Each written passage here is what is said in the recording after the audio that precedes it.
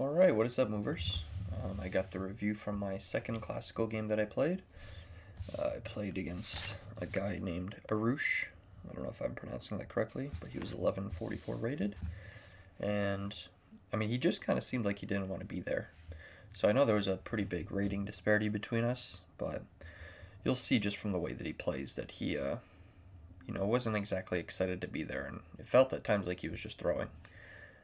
He also offered me 3 draw offers as soon as move 6, so I think he just wanted to go home and watch cartoons or something. But anyway, let me dive into the game. I got the white pieces again, so I got white 2 games in a row in my classical escapade, or whatever the word would be, adventures, I don't know. So he plays e6, obviously we bait this, we still bait this. It's a bait because I could take on g7 and win the rook.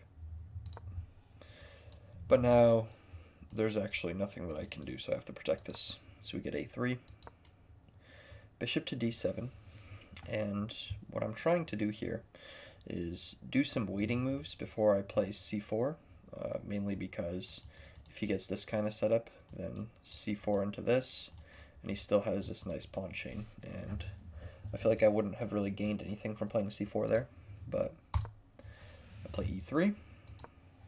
We get bishop d6, and I know it's kind of early, I think, to play c4. The engine doesn't seem to think it's bad or anything, but I was thinking that if he takes, all is good for me, and I was thinking if he doesn't take, that can maybe just push c5, and then play the game with 2 files like this. So I thought that would be kind of fun to play for white. So that was my thought process in playing c4. Even though he could just play c6 here in response, I was just going to move this. But he just castles. So I give him one more attempt, kind of. I don't want to make a move just yet. Computer doesn't seem to like this. Maybe they wanted me to take. I'm not positive. But I figured he doesn't gain anything from this. He can't really put his piece here. He can't push. So there's really not anything that I'm too scared of with this move. And he ends up taking. And even though my bishop is kind of staring down pawn chain right now, I've had this position many times, and this pawn chain ends up falling, once I run these pawns up. And the pieces, f4, f5, etc., this often can end up being a liability. But he plays a6, and at first I wasn't sure if he was just trying to prevent this outpost, or if he was legitimately trying to kick my bishop. But I ignored it for now. I figured I'd take the center with d4. This prevents the move c5 from ever really occurring. It also prevents this knight from ever hopping around here. And he plays b5. So I'm thinking here, I gotta retreat my bishop, but to what square? So I figured if I go here, I'm still just looking at this, and that's kind of no bueno. I'd rather be able to look at this as well. So I moved this way. Then we get knight over to c6. I play e4. So just like last game where I had a lot of success just moving these pawns, it seems like a lot of lower rated players don't know what to do about this when you take space. So I don't even know if I was taking space correctly or not. I mean, maybe it was better for me to castle, but you could win a piece by accident, or you could just gain initiative in the attack, which sometimes could be enough. But he played e5, which I actually had not considered, because on the move previous, if he played that, I just take, and then I have enough control to win a piece. But I completely forgot that the scenario changes once the knight goes over to c6. So I instead opted to make a file for this bishop and attack this e5 pawn. And I'm thinking he either has to go here, and then it's hard for him to defend this against my bishop and my knight, or he has to go back, and then, he kind of undevelops and has a useless knight. So that was my thought process. But then I had to do a think, because my move that I wanted to play was knight to e2, but I don't think knight e2 works because of a tactic. So pretty much what happens is he sacks his knight for this pawn, I take, and then he pushes e4, and all of a sudden I lost my central control of the pawns. So even if I take here and he takes back, and I castle, at the end of the day I would say that I lost that more so than I won it, just because he gets rid of my strong center. So Instead, I opted a castle so that if that same exchange happens in the future, I can just play rook e1 to kind of tie down a piece. We get knight over to g6. Like I said, now I want to attack this, although he has enough defenders for now. He, of course, would like to grab this so I don't have castling privileges. I make it here in time, of course, so now it doesn't work. And the move that I was expecting from him at this point was going to be knight to h4. And I thought that he'd want to do that because then I have to defend this with my bishop, and that leaves this a little bit unprotected. It still has this knight, but I was thinking once he sends some pawns, that this might become a decent position for him. However, he played the move knight to f4, which I wouldn't say is bad. He is grabbing my bishop, but the thing is I'm also grabbing his bishop, because what I'm going to do is I'm going to play h3, and here doesn't work, so he has to go all the way back with the bishop, at which point I could save mine if I want to, or we could just trade bishops. Oh, I spoiled. Or we could just trade bishops, but my bishop was bad because I was just looking into pawns everywhere, whereas his bishop was nice and free, it had a good pin on the queen, so I don't think this move was in his best interest. I think he should have tried living off this pin. But anyway, yeah, what he actually played was knight takes h3. And I was a tad bit scared here because I did not think that he had anything. But then I also realized that I only have 2 knights defending, and that he has a capability of a lot more pieces. So I did take this, and then I have to move my rook, of course. And now I'm basically fighting for this exchange. To hold on to the exchange and go to a late game endgame. We get rook to e8, so now he's defending this. And I opted for the move knight to g5, and the idea here is that I kick this guy, I don't know if you could say permanently, but I kick him for a good little bit because otherwise he's just going to get taken.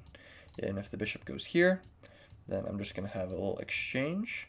And the idea is that I just want to trade off all these pieces. So I'm going to go like knight here to make this exchange occur.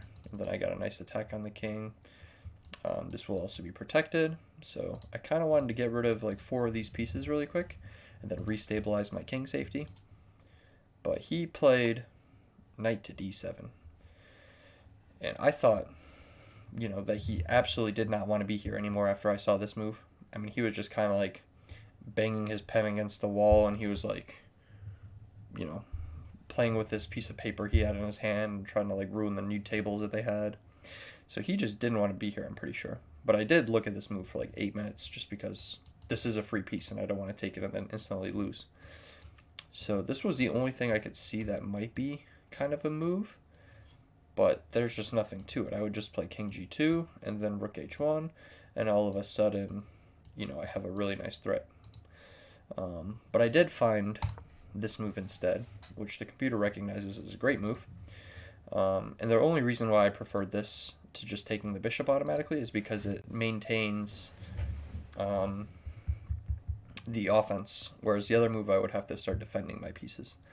So this still is going to get taken, because if he opts not to, lose this, actually it's not even possible. I mean, I cover every square here, so he can't really do anything. And whichever pawn he moves, I can actually still attack him. So if he does this one, he's getting mated. If he does this one, I can take with queen, I can take here, here, and I'm still escaping. If he goes with this one, then we go here, check, here, and he's going to get, that is mate already, actually. So 2 of these moves just lose on the spot, and the other one, I gain an extra pawn.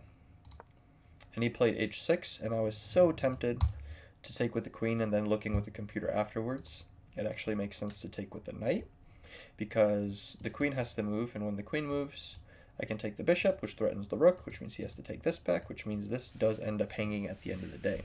And I just want a pawn out of it for free.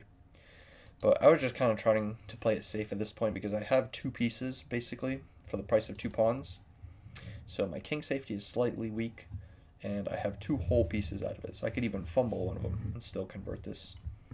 But yeah, I just made the safe move. We see queen to f6, but the rook can never come into play. You know, the queen is blocking the only way that the knight could get into this. And then this bishop also just has no angle for getting into the game. So the only real threat I saw that he might have is that he might eventually trap this queen or like attempt to. But there's pretty much always a tactic where I just break free. So I wasn't very worried. So I played rook e3, just looking to get some pieces here, start attacking the king.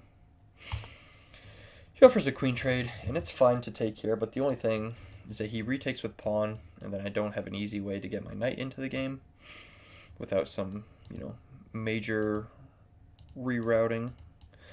1, 2, 3, 4, 5. I think that's 6 moves that I would have to do to get him in the game. So instead, I just opted for this quick one. He accepted. He was offering a queen trade in the first place, so I figured he would just offer, or he would just accept on my terms.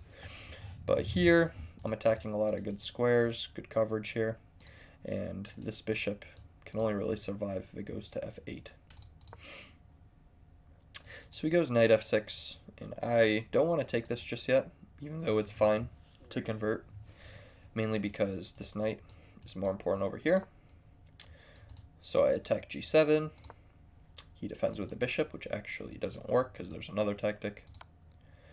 Then for some reason, instead of going to h7, he goes to h8, so I have another check. Then he goes here to h7. I check with the knight. And my idea here is that I might have some sort of checkmate. So if he went here, then I can go knight here, and all of a sudden, this is covered by this knight. These are covered by the other knight. This is covered by the pawn. This is protected by the rook. These are his own pieces. So he's going to be forced to go to one of these squares. And when he goes to one of those squares, I could just straight up... actually, hold up. Maybe I was wrong tactically. I'm not sure yet.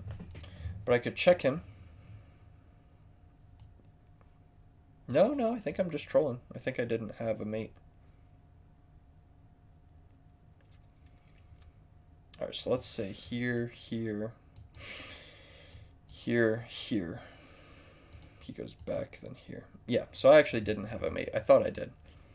But I was playing some quick moves at this point because the game was already done. And the kid started to like look at his, you know, look all around and stuff like that when I was on his turns. So I think he just wanted to like pretend he was spending enough time playing the game so his dad wouldn't like beat him or something. No offense if he ever watches this video, but that's the vibe I got from him. It was like a little 9 or 10-year-old kid, I would imagine. I don't know if he really wanted to be playing chess whatsoever.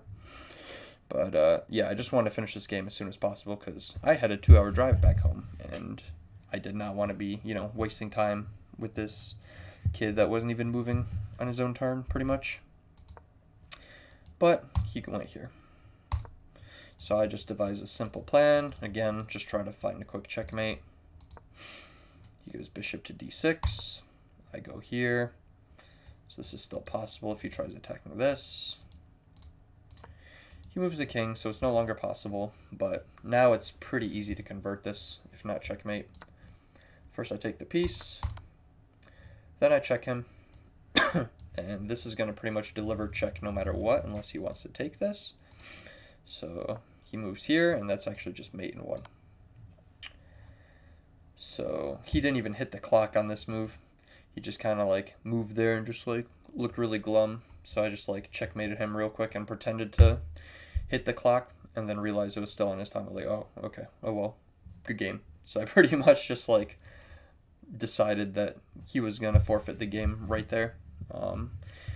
Which, who knows if it's the best thing for sportsmanship, but I was not about to wait for a full, because we had, I think, an hour each on our clocks or something.